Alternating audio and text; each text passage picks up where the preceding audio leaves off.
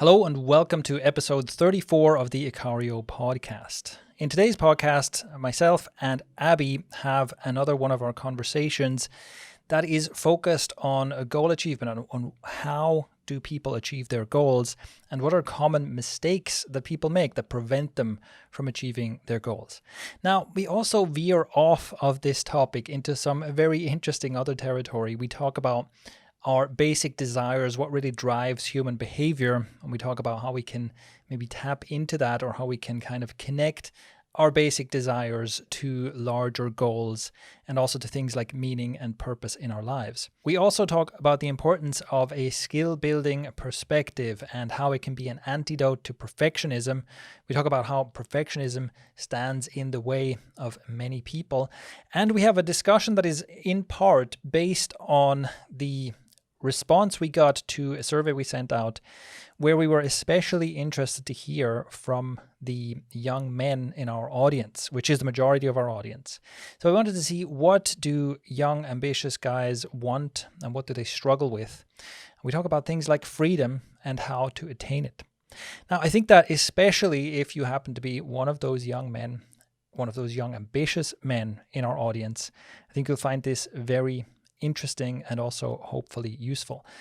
What follows is part one of my discussion with Abhi, and you can find show notes to anything that we reference here by going to ikario.com/034 for episode 34. So that's ikario.com/034. You can also leave a comment. If you're watching this on YouTube, you can leave a comment there, or you can go to the show notes. There's a comment field there as well. So if you have any questions or any other things that you would like us to discuss in future episodes, you can get in touch. With that said, let's get into the discussion about goal achievement, perfectionism, skill, and much more.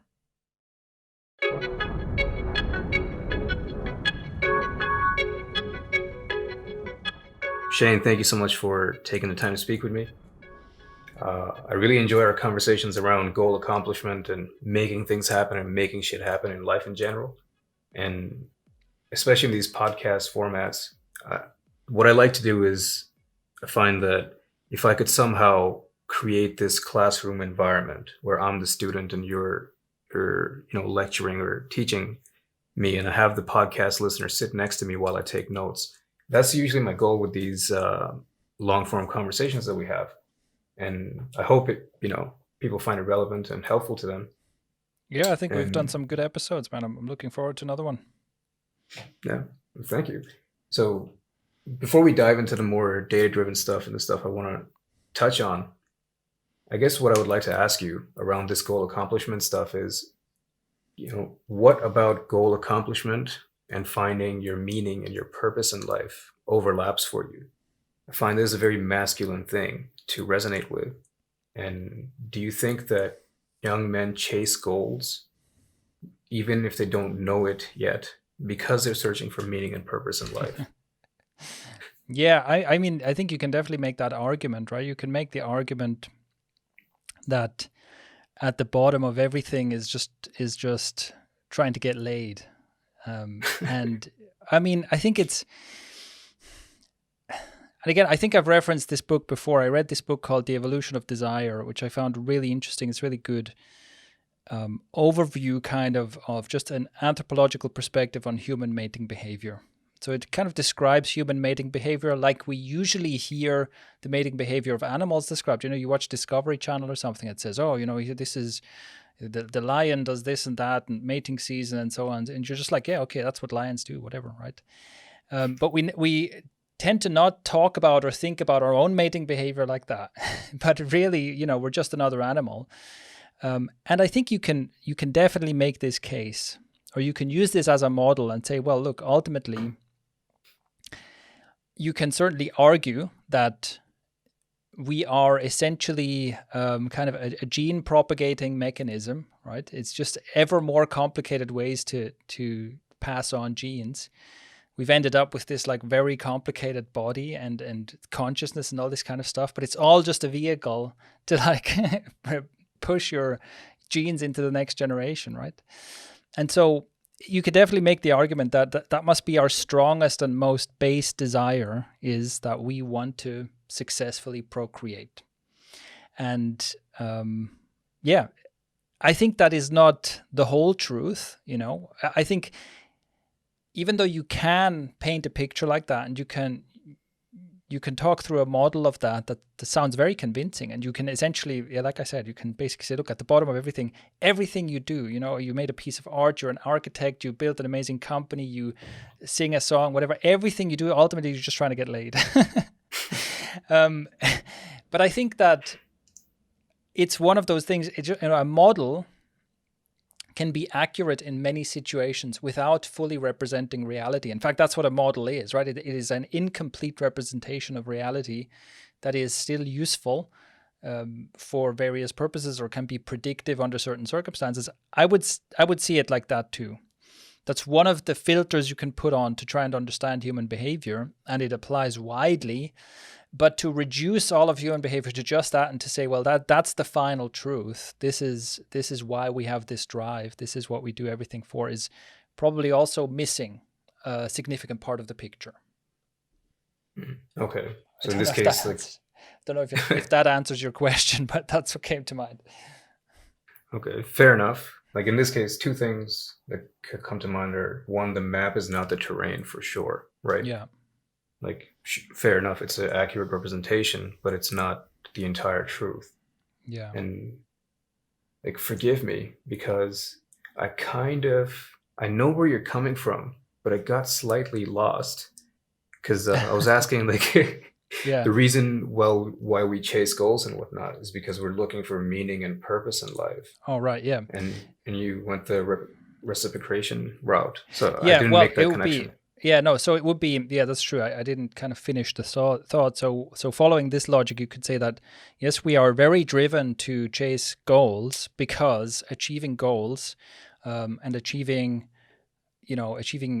basically outcompeting other men. So if we talk about it from a male perspective, like you asked, outcompeting other men and having accruing resources and having some form of success to point to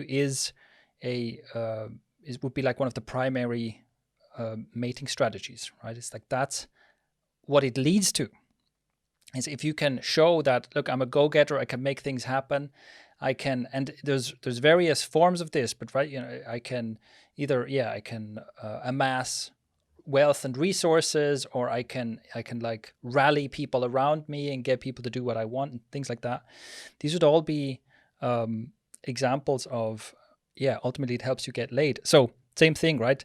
You got a degree, you got a fancy car, you got a big house, you're a successful entrepreneur. All of these things make you attractive, help you get laid, help you propagate your genes, and that would be one way to explain why we're so deeply driven to do that. Now, basically, I'm kind of undercutting your meaning and purpose argument right away, and I think that's the leap that I made that I didn't explain. Because right away I'm thinking, well, but then why meaning and purpose? Okay, if you say why goal achievement because meaning and purpose, well, the next question, why meaning and purpose? Why do you feel that there's meaning and purpose here? And perhaps there's something, underlying that even further. But on the other hand, I mean, for whatever reasons, we feel that certain things are fulfilling, certain things give us a sense of meaning and purpose, and for whatever reasons that is, that's clearly a feeling that we seek out, and that I would say that if we have more of it, we have a better life quality. And for men, accomplishing things and building things, these kinds of forms of success seem to do that. Yes. Yeah. I see where you're coming from, for sure. It's like, what's the underlying reason behind the meaning and purpose? Yeah. It's the drive to, I guess, be more attractive, to have more options, and, well, women or men. Yeah, for sure. And I think that, I mean, you can clearly see that that the drive to be attractive, or just basically mating behavior again, like it is incredibly important, because if you just look at, you could look at it in terms of industry size, what is the size of the cosmetics industry? What is the size of the fashion industry? What is the size of the fitness industry? If you look at the sizes of industries that are directly about that, is directly about somehow making you more attractive or somehow advertising your status. It's almost like, well, what else is there, right? These industries are so huge. Everything else is a niche. So, yeah, I suspect that there's something there. But also, I suspect, I also believe that we can uniquely, maybe as human beings, perhaps more than other animals, we can transcend that. And you can get to a point where you say, okay, yes, there's part of me, but there's always going to be part of me that's like a nervous lizard that's just going like, oh my God, how do I, who can I inseminate? But there's also a part of you that can transcend that, I think, and that can really find deep satisfaction in doing something that is then, aligned with your values and things that might, that might then be totally removed from those more base drives. But I also think that young men specifically are probably going to be much closer to those more basic drives and desires, For sure. Yeah, as you were talking, one of the things that came to mind was like, what if a guy has a vasectomy? And like, well, the main reason for that is so you don't end up having kids. It doesn't change the fact that you're not looking for suitors, right? Yeah, but fair I enough. think it's more like, but actually, and this book I mentioned goes into that as well. Like even people taking vows of celibacy and stuff, priests or whatever. Even it explains how in a tribal context that can still fit into the model essentially. But yeah, let's not go there. Fair enough. Okay. So one other thing that I wrote down in my notes was, for the question of like, why do we chase goals? Like one is definitely becoming a more attractive, I guess, option for better suitors and having more options in life. Like that's one they just talked about. Another one I was thinking about was something like running away from dire circumstances, right? So in that case, like it would be very hard to say that this person is solely doing it for that. For finding better mating opportunities, I suppose. Yeah, we are motivated to avoid pain. Yeah, for sure. Which that's kind of let's say the summary of that, right? We have painful experiences, and we say, okay, I don't want this pain anymore, and that can be a strong driver. This is what I would call a pushing force, right? Something that kind of pushes you away, that you're like running away from something. Unfortunately, this is also often like related to trauma, right? Where we've experienced trauma, and there's part of us that just goes, I have to do whatever I can to not experience this specific kind of suffering anymore. Right, fair enough. Well, you answered my question. I was going to ask, why are ambitious young men goal-driven? So you gave two excellent answers there. Okay. So diving further down the pain avoidance path. So we recently did a survey in our audience amongst young men, and I guess the age range was 20 to 40. So I'm saying that just to kind of illustrate the picture. And the purpose for that was to find out, well, what is the main problem that people face that they want to solve, and what's the main goal they're after, right? And we had a bunch of responses, and we spoke to around 20 odd people. And there were three main things we found, three main insights. The first is that what young men want is, in one word, freedom, right? So freedom of time, of finances, and location. So just to briefly touch on each, time freedom is the ability to do what you want when you want. So guys with families want to spend more time with their families. Single guys want to spend more time doing adventurous things. And basically, I guess what I took away from this was less time doing work. That's probably one way of looking at it. And then financial freedom. Not too many people said they wanted to be, mega millionaires or ballers or anything like that. But what they really want is enough money so they don't have to worry about it again, right? So like, you want to buy a computer, you don't think about it twice, you just buy the thing. Yeah. And then lastly, location freedom, which is just, the ability to travel whenever you want. It kind of ties it with time freedom, right? And well, all that sounds great. So what's the problem? The problem is that although most young men know what they want out of life, they don't know how to get it, right? And I think that statement just sums up the experiences that most young men have throughout life. I know what I want, I have no idea how to get it.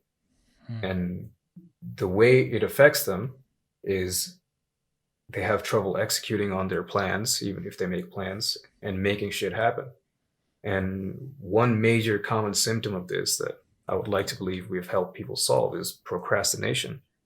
And it stems from, levels of anxiety, low self-esteem, and feelings of low self-worth. So just to kind of touch on that quickly, we have the course, How to Stop Procrastinating. It's a free video series on ikario.com/classes. If anybody wants to check it out, because I do believe we've solved that problem.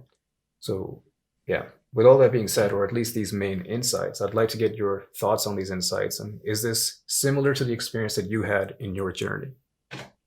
Yeah, I mean, I can totally resonate with that. I mean, for me, freedom is like the most important thing. And it's also something that is like, when you think about it, it makes sense that we want to be free. When you see a caged animal, it's heartbreaking, isn't it? And I think most of us who have, at least anyone who has empathy for animals, can, looks at a caged animal or at a dog that's just like leashed to a post somewhere and can never, go further than his leash lets him. And we look at that and we say, there's something that's not right. That's not right. And at the very least, even if you have no empathy for animals, I think you can agree that you wouldn't want to be that animal, right?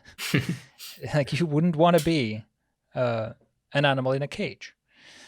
And I mean, this is something that, this experience that all these people tell us about, where it's like, I know what I want, and what I basically want is freedom, and I can't get it. That's heartbreaking, isn't it? And to me, look, this is why I'm rebellious in the way that I am, because I'm basically saying, look, you find yourself in a system that has basically imprisoned you, right? You don't think of it like that, but it's like, yeah, you don't have financial freedom, time freedom, or location freedom. You're not free. And in my opinion, that is not right. Just like an animal shouldn't be caged, humans should not be caged like this. I think this is not right. And I think that this is, this is not, I'm not talking about a conspiracy theory here. It's like the way human civilization has developed has just,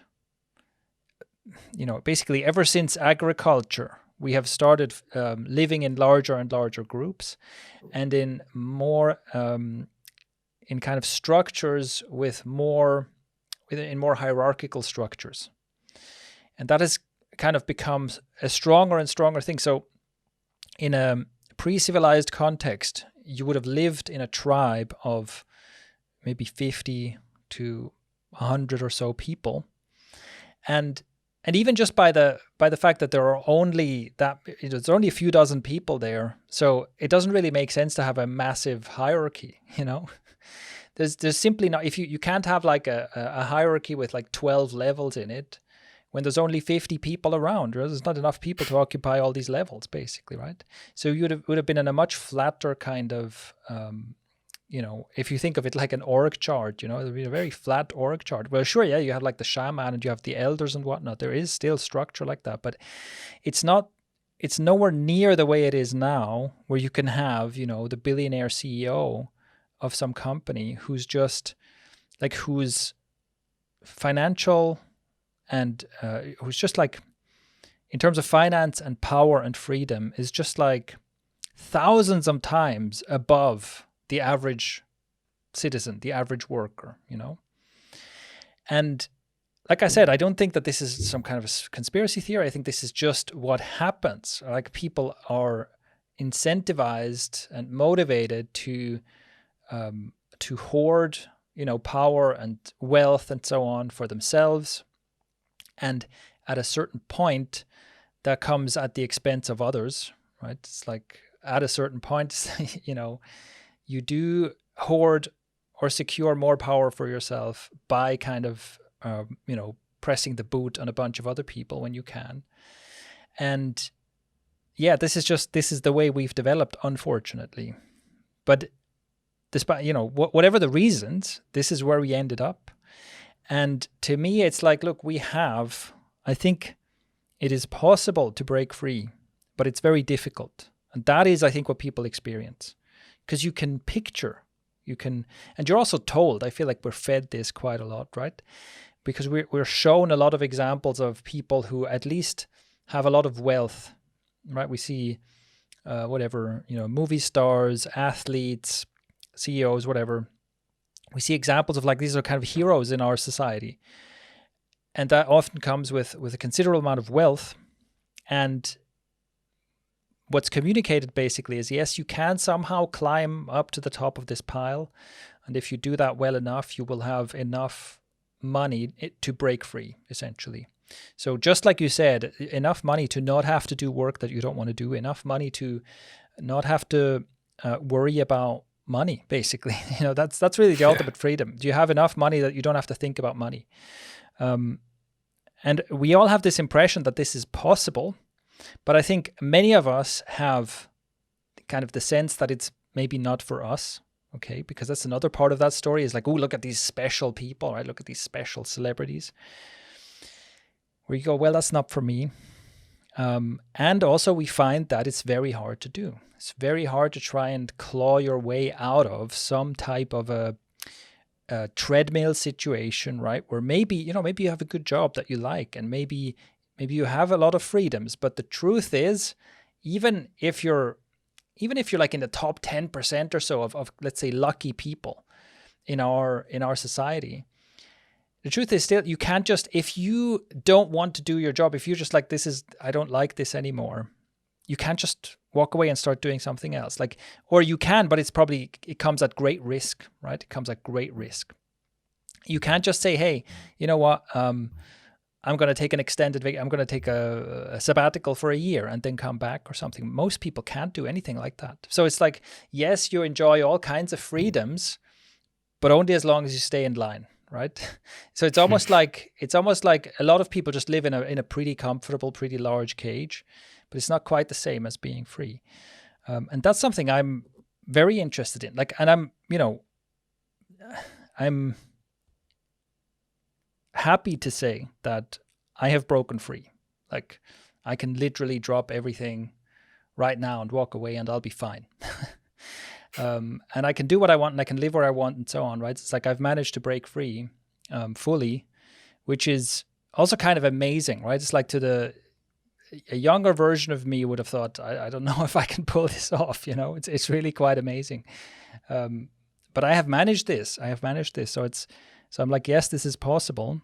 I think I've managed it without much luck too. But yes, it's really, really difficult. And it's just something that it makes me go, yes, I want to help more people have this. And that's kind of the puzzle I'm trying to crack as well. It's like, how can you do this at scale? How can more people have this level of freedom? I think that's a very interesting question. And it's definitely not an easy one. Yeah, completely agree. First of all, fantastic answer. You touched on so many different things there. Like, one thing, as you were describing, like back in, I guess, cave times, like your tribe is like 50 people, right? The hierarchical structure was like 2 levels. It's us and elders. Mm. And there does seem to be, at least what crossed my mind was, there seems to be a correlation between the size of the population and the hierarchical structure, right? For sure, yeah. Yeah, because that structure allowed for that tribe, or the tribe of that many people, to thrive. And then we're at this position where we have so many people. We can't just say, let's discard these people, no. Right? No, and then another way in which this works also, if you just think about it, right? It's just, even if you live in a tribe where there's like a tyrannical leader or something, it's like that leader can exploit 50 people and can like get 50 people to break their backs to provide resources for him or something like that. But now you can have a leader who can exploit millions of people. And with technology, this is also something I often touch upon, right? I mean, one of the things that like these algorithm-driven technologies have created is that a single company can influence and essentially exploit even billions of people now, even across borders, across the globe, right? Like the right algorithm essentially that gets people hooked, and the right systems that extracts value out of those people. You can now, a single entity can exploit billions of people. Yeah, so true. And you're right, technology is one way. And then there is the classical examples of doing it through your government or just a good old dictator, North Korea style. Yeah. Right. And arguably even other forms of government, even like less savage forms of government, often have all kinds of, like in more subtle ways, it's still a very small group of powerful people mostly exploiting everyone else, or at least giving themselves outsized advantages against everyone else, Yeah, true. So the next question I have written down for you is, in your opinion, what do you think? So, okay, one thing you just mentioned right now, how you were able to accomplish this. And as a younger version of you, you're like, oh, I'm not sure if I can pull this off. And you did it with relatively no luck involved, right? Yeah. So perfect choice of words there. Because my question was, what do you think made the difference between you and other aspiring entrepreneurs that quote unquote didn't make it? And is it really what Machiavelli says, which is 50% of your effort and the other 50% is just pure dumb luck? Yeah. What's your take on that perspective? Yeah.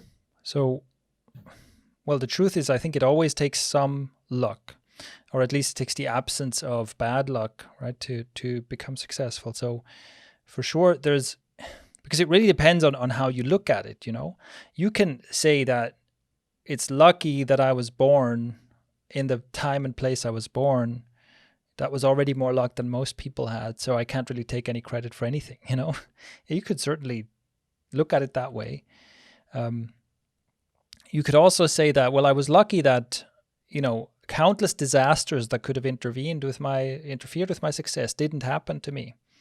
And in that sense, I was also very lucky.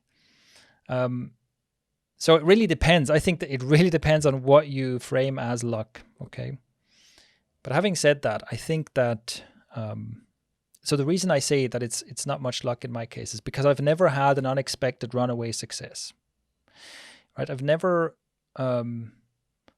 published a blog post or a video or anything that like suddenly went viral and it got picked up by the New York Times or God knows what, It's never happened to me. I've never launched a product that's just like, oh my God, all of a sudden we have like tens of thousands of people just flooding here because some, whatever. And that's the kind of thing I mean. And, I don't think those things happen often, but we often hear stories about it, right? And that can be a factor where someone kind of has a windfall like that, where something they try out, just like the right person discovers it. And, this is an old example, but I'm reminded of Flappy Bird. Flappy Bird was like this mobile game that was like made by one person, very simple game.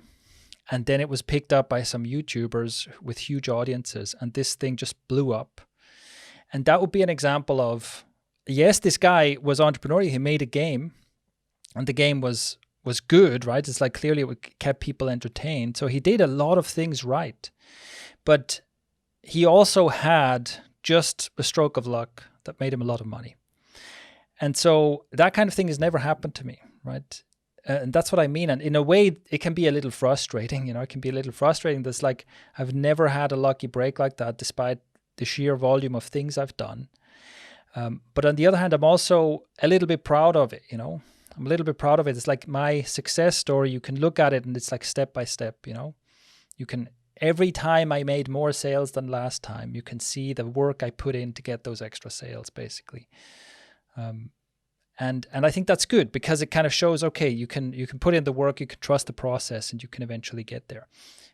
But like I said before, on the other hand, I don't have any like crippling, debilitating diseases that hold me down. I don't have, I don't know, I didn't lose everything in an earthquake. It's all this kind of stuff that could have happened, So in that sense, there's always luck involved, yeah. Okay, fair enough. I liked your perspective of how you said another way of looking at luck is also the absence of bad luck, right? Mhm. Yeah. And the other thing that you reminded me of was just going back to Machiavelli for a quick second. He talks about how, like, he calls it the prince, right? The prince who has to earn his way to the kingdom and basically make everything himself is always calm because he knows he's dealt with everything possible versus the prince who inherits it from his father or whatever, right? Yeah. Like that prince has no idea. As soon as something goes a little haywire, starts freaking out, like, oh my god, I don't know what to do. Fair enough. Okay. Yeah. Well, I guess along that same questioning, what I wrote down was, what would your advice be to an aspiring entrepreneur that's struggling with not knowing how to make their goals happen and experiencing like procrastination and low self-esteem and whatnot? Like, let's say someone just like you, Yeah. everything they've ever had is like they have to do it and they just can't catch a lucky break. What's your advice to that guy?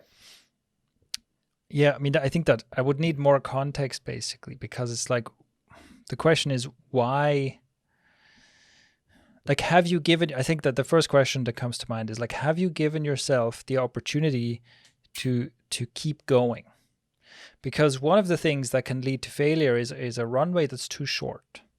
So for example, I didn't, quit my day job in a dramatic gesture and then start a business.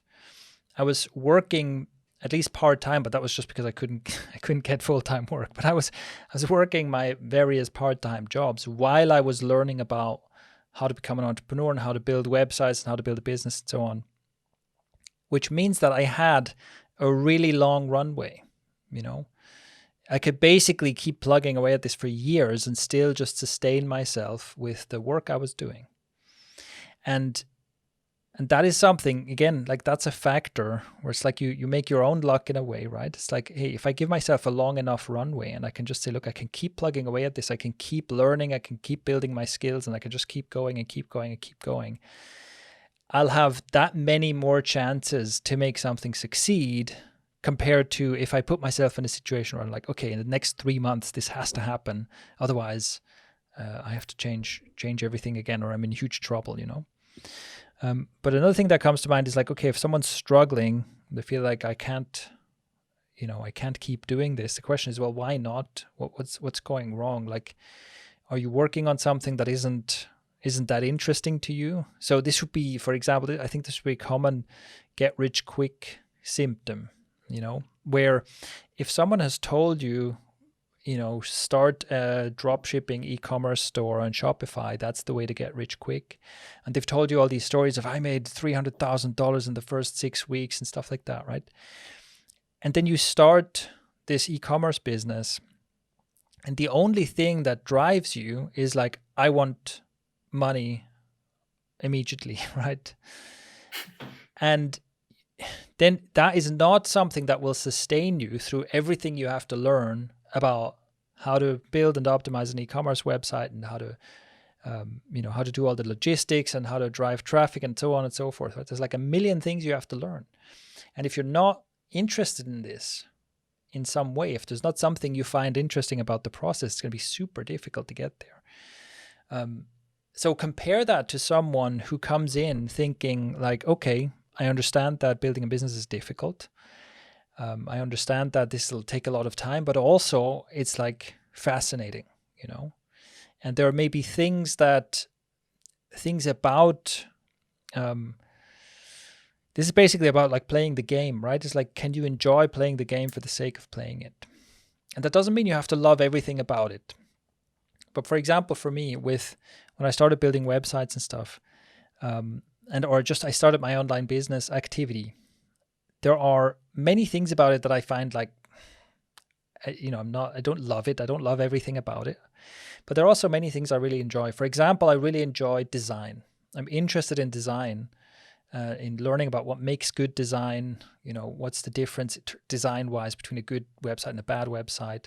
I'm really interested in psychology. So understanding like human behavior, why do people buy from this page but not from that page, that kind of thing. So because there's like these points of interest like sprinkled throughout. It's like I said, if you start a business, like 1,000 things you have to learn. And it's very unlikely that you're passionate about all of those 1,000 things, and you can't, you jump out of bed every morning going, oh yay, I'm going to learn about how to optimize a database for my e-commerce store or something. But even if they're just things that are like sprinkled throughout, where you can say, well, this is fascinating to me, this is interesting to me, that is something that can sustain you. And I think that, that's just the way it is, right? In most cases, you have to be in it for the relatively long term. And you have to see, I'm also not a believer in like just like gritting your teeth and doing things that you hate so that at some point in the future you can make money. I don't think that's a good approach. I also, I feel like this approach is often like preached for various, it's like, oh, you have to study to become a lawyer or something. Even if you hate it and the studies are super hard and you don't even want to do this, you have to do it because it's such a prestigious career. And, you're kind of forced. And it's almost like then the story is, yes, do all these super hard things, even though you hate them, and just grit your teeth and keep doing this for years and years and years. And then at some point in the distant future, you'll have money and you can retire or something. It's like, man, I don't want to live like that. I don't think that's a good approach. I also think that this is an approach that works for very few people, if any, because what I have found in talking to successful entrepreneurs, and in fact talking to like highly accomplished people in general, they always have a certain love for the game or a certain fascination with at least aspects of the game. So I think it's important that you find something that is like interesting enough for you. And one way to think of it is like you need to find an intersection between stuff that you're interested in and stuff that has economic value, right? Because unfortunately, a lot of stuff doesn't have economic value. And hopefully you can still do those things. Hopefully you can have that as a hobby or something, right? But for making a living, you have to find an intersection between something you're interested in and something that's economically valuable. And again, I'm talking about being interested in it. I think it's also overrated to talk about, oh, you have to be passionate about it, you have to love it. That's not a great filter either. Okay, multiple things went through my mind. Like when you talked about the gritting your teeth thing, I think I might be getting this wrong, but I think I'm right. It's the Mike Tyson example, right? Oh, I hated every minute of training, but I knew what I was going to get out of it. Yeah. It's like, okay, fair enough. And then, sorry, go ahead. Yeah, I mean, and it's like, okay, clearly Mike Tyson's super successful, right? It worked for him. But again, like, I think it doesn't work for many people, I think it just doesn't work for many people. Yeah, I don't think so either. And the thing you described about, like, oh, just go through the lawyer school or law school, I suppose, oops, so you can one day be a lawyer. Yeah. Like that, the way you describe that is basically the primary mode of existence for the majority of Indian and Chinese people. Yeah. Like that's how their parents treat their kids. Like, no, you're a doctor and anything else doesn't matter. Everybody has to be a doctor or a lawyer. I mean, it's kind of a cliche, but I've heard that a lot. Yeah. Yeah, it's true. I've seen it in my own friends' lives and whatnot. Yeah. But I was lucky my parents weren't like that. Okay. Fair enough. So just going on that, like gritting your teeth versus finding something that you like, right? Mm-hmm. And the example that comes to mind is like the cliche Steve Jobs example, like do something you're passionate about. But he did have a point, because like at some point shit just gets so hard. Mm-hmm. You're like, God damn it, screw this. So at that point, I guess if you're a little passionate about it or happen to like what you're doing, you can keep going. It certainly helps, yeah. Yeah. So, okay, I want to look at like the grit in your teeth versus, I guess, liking what you're doing. Oh, another thing I wanted to point out was you dropped a little bit of like kind of Buddhism in there, right? Like enjoy the process for the process itself of what you're doing. If you're all... Yeah, there's an aspect there. I guess this is one of the things that I do in my life. Don't know if I don't have a really neat way to phrase this yet, but there's certain things where I'm like, you know what? I'm not going to find out for myself. Like the story of someone doing exactly what their parents wanted, yes, okay, I became a doctor even though I didn't want to, and I went through medical school even though I didn't want to, and so on and so forth, right? Of doing all this and like becoming, of achieving all the things that essentially our society tells us this is what you need to achieve, and then you'll be happy. And then finding out, no, I'm not happy and it's not worth it. And I wish I hadn't done this. This is such a common story. We have basically the short term for this midlife crisis, right? You wake up and you're like, oh my God, I'm 40 something. I've accomplished the stuff and I'm empty inside and I hate it. This is such a common story where I'm just like, you know what? I'm not going to find out myself if that's true. I'm just going to believe the 1,000 examples of this that I've heard. I'm just going to believe that. Okay. And it's one of those things, where it's like, so I feel like the lesson that, when you lie on your deathbed, you look back and you don't think, oh, I wish I had worked harder and bought another Porsche. Nobody says that on their deathbed. Okay. What do people say on their deathbed? They say things like, and there is, by the way, there's a blog post in the book about this, right? The top 5 wishes of the dying or something like that, or the top 5 regrets of the dying. And they say things like, I wish I would have enjoyed myself more. I wish I would have spent more time with my friends. I wish I wouldn't have lived for other people. This is so common that I'm just like, you know what? I'm going to believe you. I'm going to believe thousands of people on their deathbed, like trying to shout at the rest of us, don't do this, right? I'm like, you know what? Yes, I'm going to take your advice. I feel like that's a principle. Like, obviously, I'm the last person to just follow every piece of advice I get, right? I tend to be very rebellious. But somehow for this kind of thing, I make an exception. And I've always decided, like, I try to live my life in such a way that I don't become another example of that story. Yeah. And I remember the way you had phrased this a while ago when you said this to the team. I think you called it the finish line fallacy, right? Yeah. Like as soon as it's like, no, don't worry, just get the Rolls Royce and you'll be happy. You get the Rolls Royce, you're like, but I still feel dead inside. It's because you need 2. It's because you need a Ferrari and a mansion. Exactly. That's the tragedy, right? If you do get to the Rolls Royce and you come to the conclusion that it's like, well, this isn't working, I need another one. That's really bad. That's really, really bad. Honestly, that is one thing I hope to find out myself. I really do love those cars. Yeah. That's why it came to mind first. A Rolls? You want a Rolls of all cars? It's just so classy. But okay. I was going to touch on something else you said, but I forgot. Oh, well, it'll come back. So the gritting the teeth versus liking what you do sort of thing, right? I'm going to use it as, I guess, analogous to the way we kind of preach. I guess preach is the wrong word, but the way we teach, I suppose, how to approach goals and whatnot, right? It's like through productivity versus discipline. So in one way of looking at it, discipline is like grit your teeth, like make it happen no matter what. Yeah. That's my style. Yeah. And you're more of the productive sort of person, right? So both of these can be used to tackle the problem of trying to get the end result that you want, right? Now, I basically want your thoughts on productivity versus discipline. And the reason I want to ask you is because in one of our previous conversations, you had said that you used to be that guy who would wake up like, I gotta make it happen, and that sort of person. And then slowly over time, there was a shift.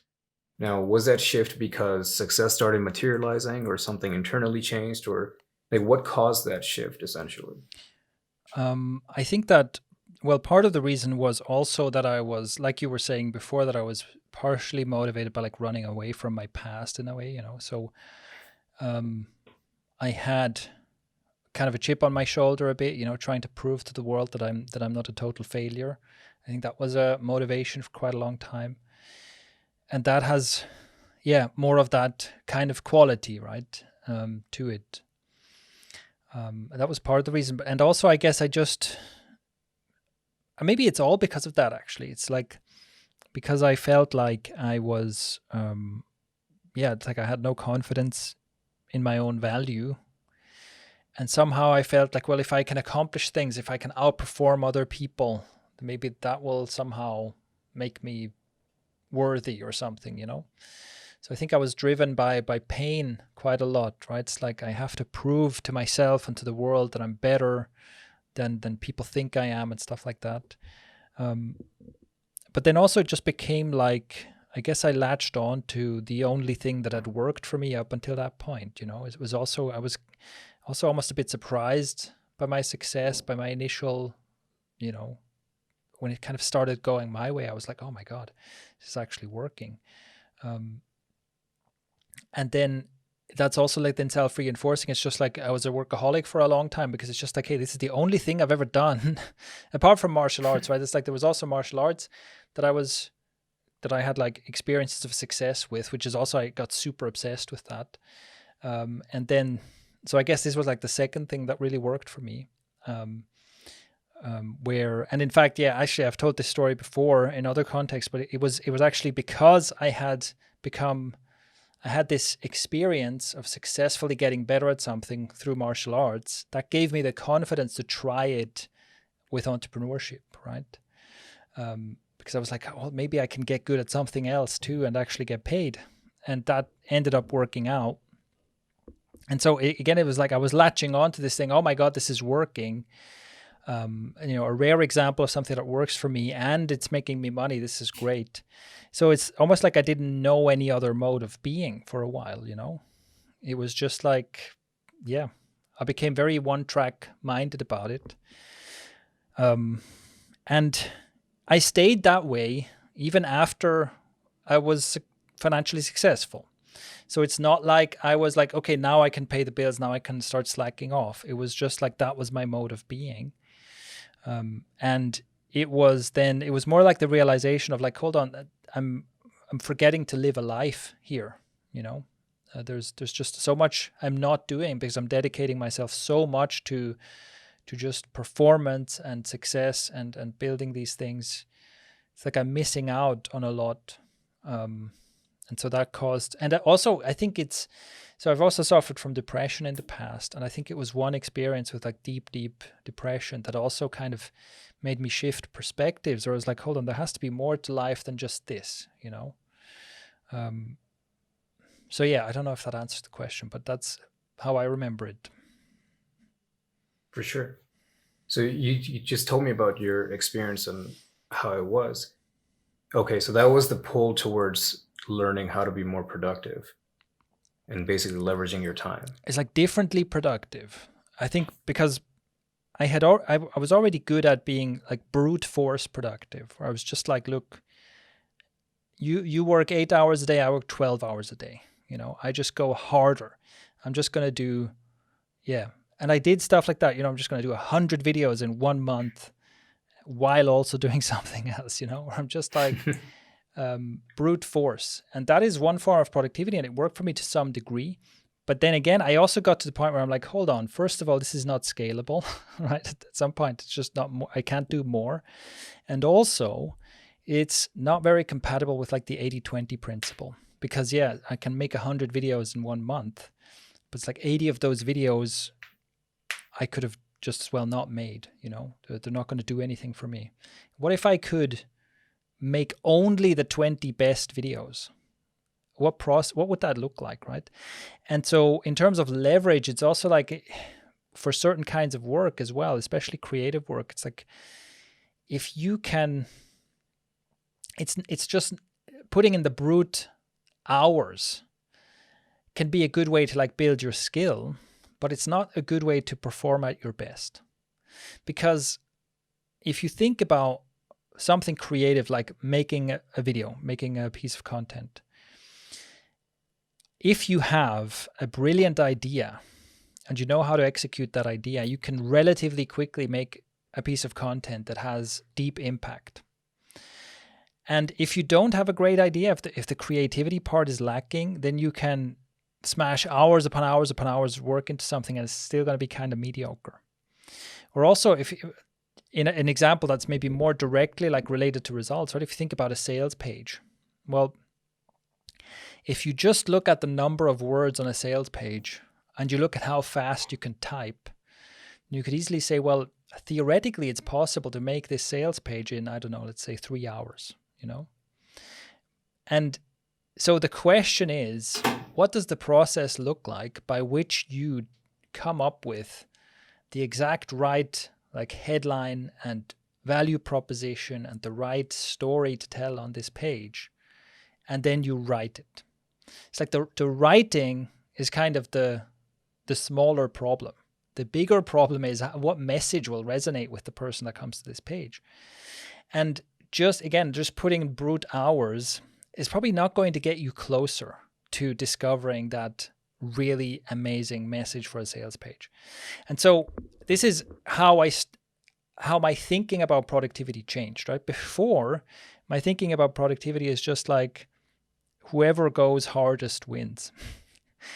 And after, it was more like, look, you can have someone, it's like you can have almost like two people in a race, And one person is just like, they're working 12-hour days, they're working like crazy, they're trying so hard. The other person is just like chilling out and thinking, maybe they go for a long walk and they read a bit, they read a book, they read a bit about their target market, they read about their customer a little bit, then they go for another long walk, they take a bath, and then they're like, okay, now I'm going to sit down. And they write for like 3 hours and they make an amazing sales page that totally outperforms the other guy's sales page who hasn't slept in a week, So, and I want to be the second kind of productive. And that's been my pursuit. Look, I think I also want to say, I can still do 12-hour days. I could still outwork most people. Right. So right now is one of those days, right? It's pretty late.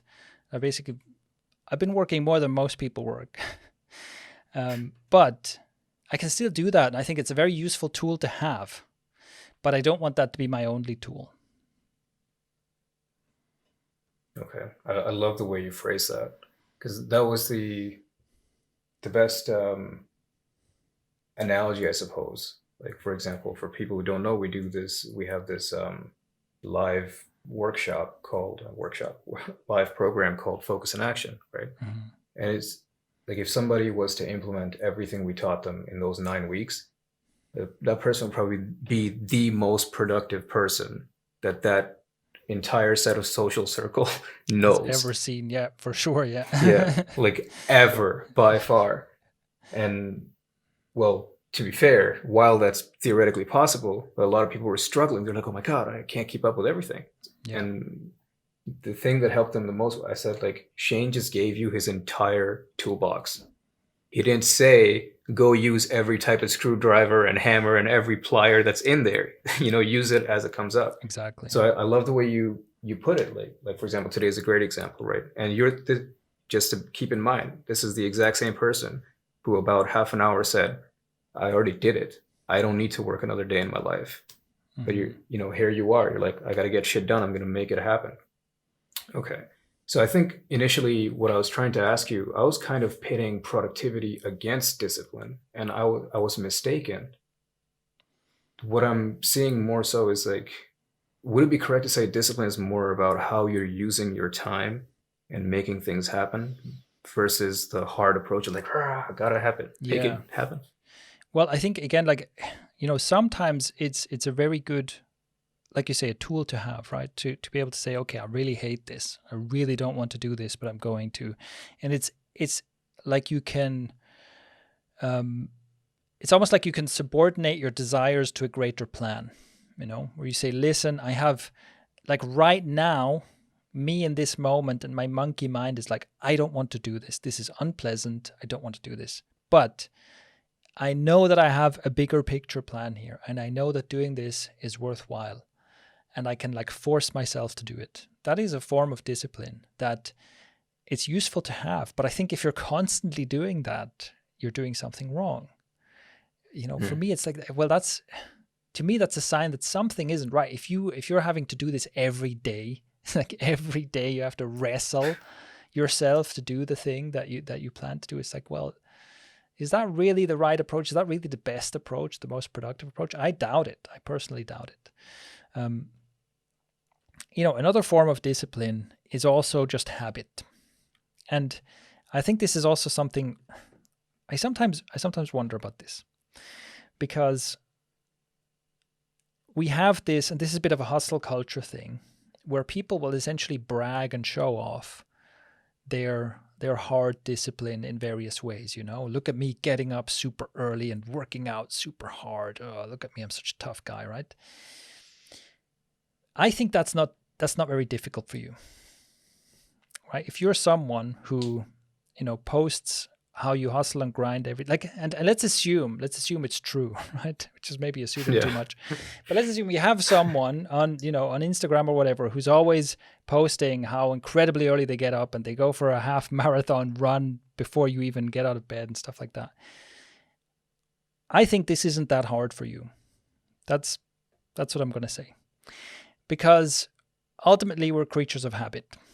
It would be really hard would be doing that super hard morning and workout and whatnot, and then slacking off for 3 days and then doing it again and then slacking off for 2 days and then doing it again and so on, right? That would be hard. But doing it every day, this is just routine at this point. And I say this, look, from my personal experience, right?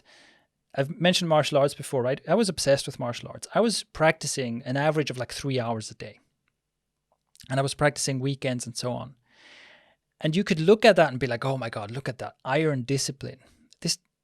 It required no willpower to do this. I couldn't wait to get to practice, okay? There was nothing else I wanted to do with my life. So is that discipline? I don't know. No, it's a habit. It's a habit, right?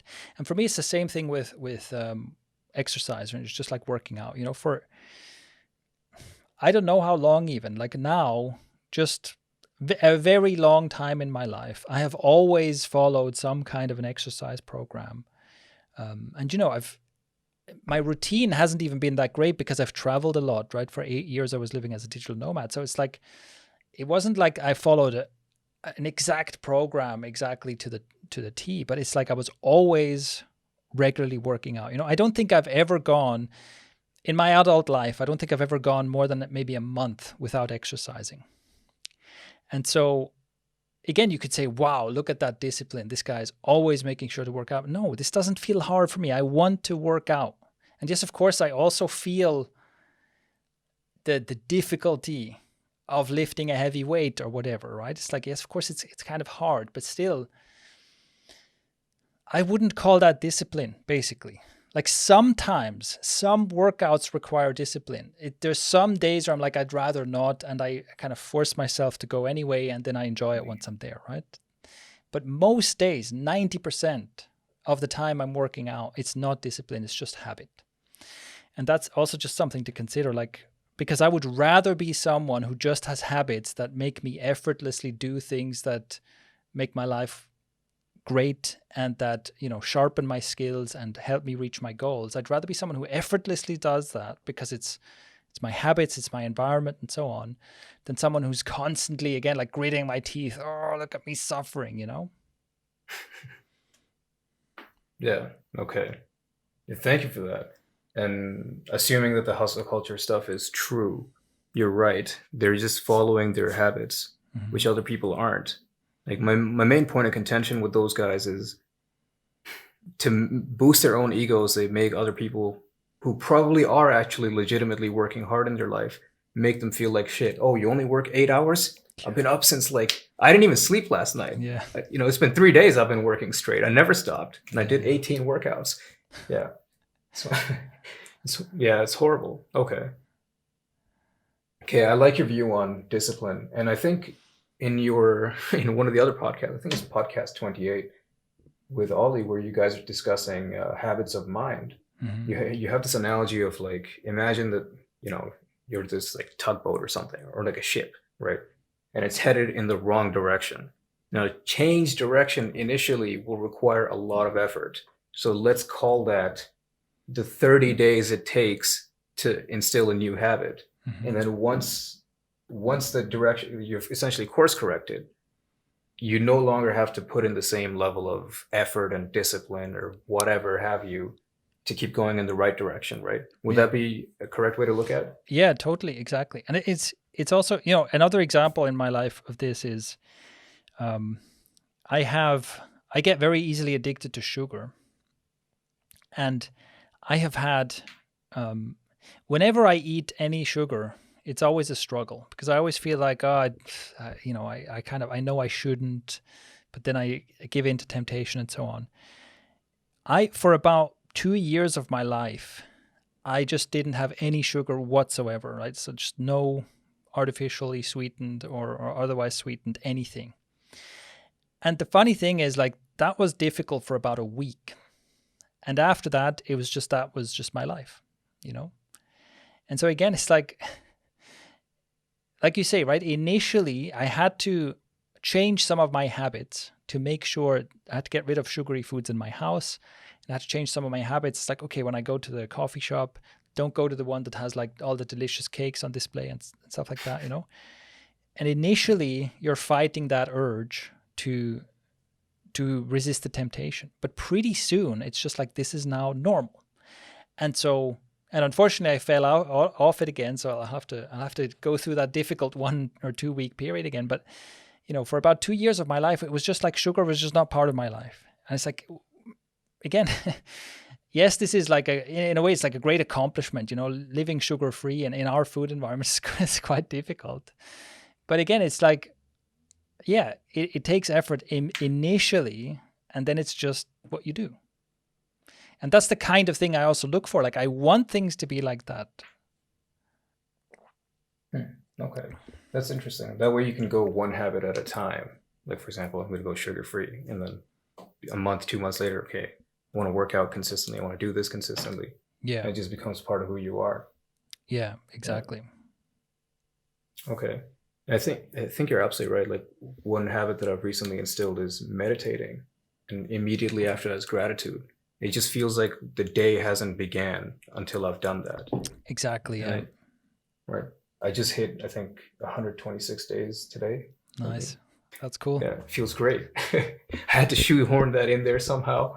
Yeah. No, that's good accomplishment. Okay. I was trying to tie this back to our goal accomplishment conversation. So one thing for anybody like listening, one thing I would like them to think of is like, you know, what would you ask someone who's already accomplished what you're trying to accomplish? Mm-hmm. And I think the last question they're looking forward to answering is tell me exactly how you did everything, right? Because that time, that era, that unique set of circumstances has now passed. So what's, to me, in my opinion, what's more valuable to me is the lessons you've learned, like essentially the pearls of your wisdom now of what you've acquired through the journey, as opposed to when you created this page, did you update this software or not? You know? Yeah. So that's the perspective. I think that is also an interesting point, because like the more, when you're a beginner at anything, like you're interested in all these all the fine details in a way, right? Where it's like, well, but which color did you use for your logo and stuff like that, right? And it makes sense because you do have to learn these details of the craft, but then in a strange way, like the more you learn, and so the broader and more detailed your actual knowledge of a field becomes, the more you think of it in more abstract terms, because all of a sudden you're not like, look, it doesn't matter, you know, doesn't matter which font you use, but here's what you need to know about fonts and typography, right? Because you're looking for like these principles that are transferable, and that can be quite difficult, because yes, I mean, it's normal when you're new to something, you're like, no, tell me how to do the thing, just tell me the steps, right? Stop philosophizing. Yeah. It's true. Well, in that font example, what I know is like, for screens, you don't use the fonts with the little feet. I think they're called sans serif or something. Serif fonts. No, what kind of a rule is that? Why can't you have serif fonts on a screen? Oh, really? Because I heard it's harder to read. That's why I never use them on screens. No, wow. No. Maybe I was wrong. Fonts. Don't get me started on fonts, man. It's like font nerds are a very very strange crowd, and I'm kind of one of them. I think I identify as a font nerd. Okay. I guess But that didn't know what I was getting yeah, myself no, into. that becomes like a very long discussion that like very few people can keep track of what the hell we're talking about, you know. So I'm not going to It's comment amazing. further on fonts. Okay, fair enough. One thing about discipline, so what you mentioned about how you've never gone, let's say, a month without working out, right? Mm-hmm. And so the connection I wanted to make there was between perfectionism and when I've been speaking with people who we surveyed. I've been in touch with a few of them, and one common thing that I see almost across everybody on the board or across the board is this feeling of perfectionism. It's like, Yeah, oh, if I'm doing it, I have to do it absolutely perfectly, yeah, yeah, and there's no flexibility baked in, and it's hard to advise someone to be flexible because you're kind of telling them don't do your best, yeah. if that makes sense. So Yeah, yeah. I think that, I mean, for sure, like it's definitely a very common problem, right? That perfectionism gets in the way, and usually the result is like perfectionism leads us to just not publishing anything, not finishing anything.